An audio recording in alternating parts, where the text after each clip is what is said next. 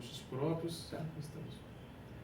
Como eu dizia, infelizmente, por razões políticas, o estado do São Paulo, em Morumbi, o estádio Cícero Pompeu Toledo, não foi escolhido para a sede da Copa do Mundo, que é um absurdo, porque é um estádio grandioso, um estádio que vai ter, ao tempo da Copa do Mundo, a estação do metrô em frente praticamente do estádio, segundo os projetos já em elaboração pela Companhia do Metropolitano. Então, não sei por que essas coisas acontecem no futebol brasileiro. São implicâncias, são desconformidades, são discussões entre presidentes de entidades, presidentes de clubes, que acabam resultando nestas lamentáveis ocorrências que prejudicam o São Paulo Futebol Clube em particular. Mas isso não impedirá absolutamente que o São Paulo siga a sua trajetória de conquistas, de grandezas, porque é um clube que tem raízes muito profundas na população, tem um número grande de associados e, curiosamente, aí aqui é uma coisa curiosa, nem todos os sócios do São Paulo, frequentadores das suas instalações esportivas no Morumbi, são torcedores do São Paulo.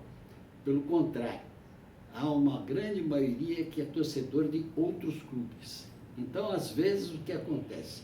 Nas eleições são paulinas, onde são os sócios que votam, podem ocorrer surpresas desagradabilíssimas, porque o número de sócios não são paulinos é muito grande, que pode ser acionado no benefício deste ou daquele candidato, que me parece uma coisa equivocada, mas absolutamente legal. Certo. O senhor falou de uma época. Existe alguma personalidade que te marcou, que marcou o senhor, seja jogador ou dirigente, alguém especial que o senhor destacaria? Muitos. Vamos começar dos jogadores, né? O São Paulo teve, ao longo da sua história, fantásticos jogadores. Se formos lá para trás, remotamente, nós teríamos que começar com o Frederich, né? Mas é muito distante para os que estão nos vendo e ouvindo se lembrarem. Há coisas mais importantes, mais recentes, porque o São Paulo teve alguns times excepcionais. E tanto isso é verdade que conquistaram vários títulos. Então, quando de repente você lembra de Luizinho Sastre de Ondas, Remy Teixeirinha ou Remy Pardal, você lembra de uma época do São Paulo. Se você lembra do Bauer Noronha, Bauer Rui Noronha, é outra época do São Paulo. Você lembra dos goleiros que o São Paulo teve, que foram jogadores excepcionais, entre os quais o Poi, por exemplo, que foi um argentino que se integrou de tal maneira no São Paulo que se tornou um ídolo do São Paulo, como vários outros, como o Rogério, que está agora acabando a sua carreira, já devia ter parado, aliás, diga-se de passagem, porque seria no benefício dele, mas foi um homem que eu assisti em Tóquio, o Rogério nos dar o título, quando no último minuto da partida, ele fez uma defesa inacreditável, uma bola no ângulo em que todos nós sentimos que o gol se daria e ele, se esticando de uma maneira maravilhosa, com a mão esquerda colocou a bola para escanteio e acabou o jogo em seguida. Então, ele tem história.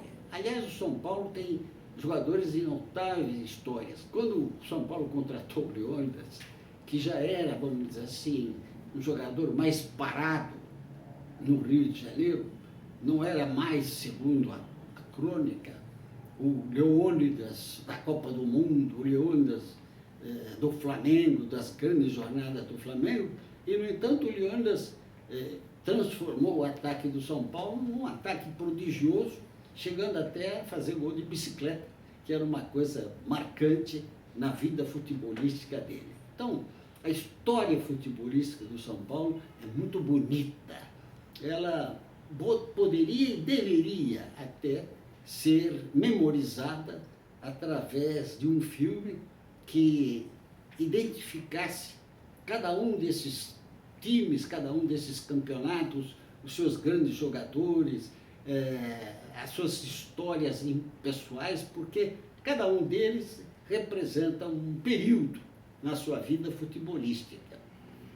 São jogadores, não nos esqueçamos, acabamos de perder o De Sordes. O De Sordes foi um notável jogador do São Paulo e com a curiosidade de ser de pequena estatura e de grande capacidade de cabeceio.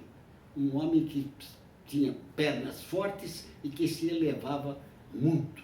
Então tivemos jogadores, ninguém jamais esquecerá do Sastre, o que ele jogou no São Paulo, jogou o mesmo futebol que ele jogava na seleção argentina, do Remo, o pequenino Remo, tão diminuto em termos de figura física e, no entanto, extraordinário jogador. O Luiz Mesquita de Oliveira, o Luizinho, um ponta como, já não tem mais os pontas como eram naquele tempo, ponta que jogava na ponta. O Canhoteiro não fosse, lamentavelmente, o vício da bebida, ele teria jogado mais 10 anos, 15 anos e seria titular absoluto de todas as seleções brasileiras que se organizassem naquela época. Infelizmente, a vida um pouco devassa dele, o que levou a encerrar a carreira prematuramente. Então, a história futebolística do São Paulo, desde tempos primordiais, ela contém nuances que podem ser lembradas em capítulos e demoraríamos uns 10 programas como o de hoje para podermos contar cada período, cada jogador, cada momento que o São Paulo viveu.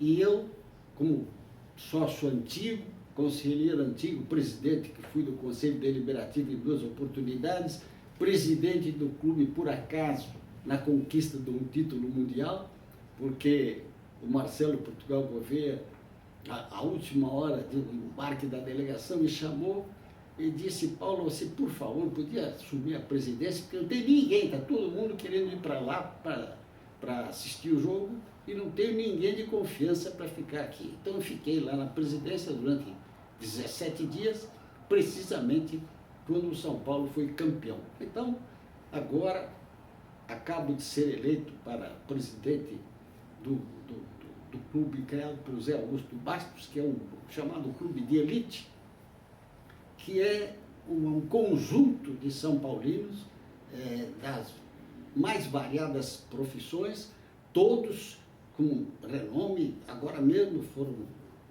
José Eduardo Cardoso, que é ministro-chefe da ministra Dilma Rousseff, que é São Paulino, que foi homenageado também, quer dizer, o professor Marcondes, são personalidades que compõem esse conjunto de torcedores ilustres do São Paulo, que se reúne 2, 3 vezes ao ano apenas para lembrar episódios marcantes da história do clube. O São Paulo como os outros clubes também, não vamos esquecê-los, porque estaríamos sendo injustos, tem uma história brilhante que já foi contada em livros, já foi contada por vocês mesmos, estão fazendo um trabalho maravilhoso, porque divulgando para milhares de torcedores do São Paulo, mas é bem importante que cada um de nós saiba por que nós torcemos para o clube A, B ou C.